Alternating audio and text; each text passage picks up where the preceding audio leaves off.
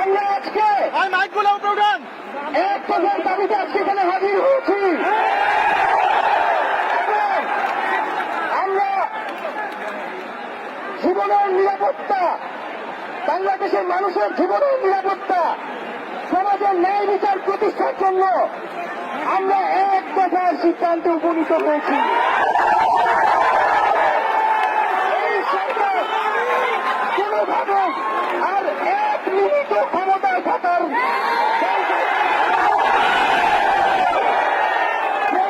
বলেছে গণভবনের দরজা খোলা আছে।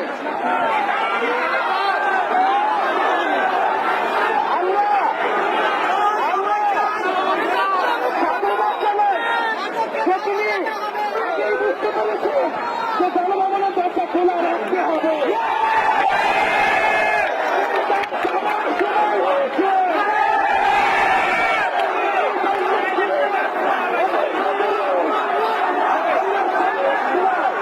আমরা আপনাকে উৎখাত করার জন্য আসবো।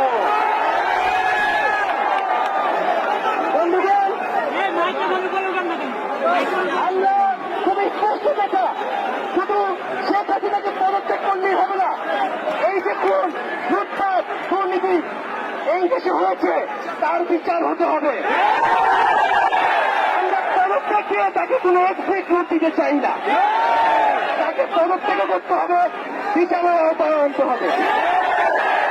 এবং শুধু শেখ হাসিনা নয়, পুরো মন্ত্রী পরিষদ, সরকার সবাইকে পদত্যাগ করতে হবে।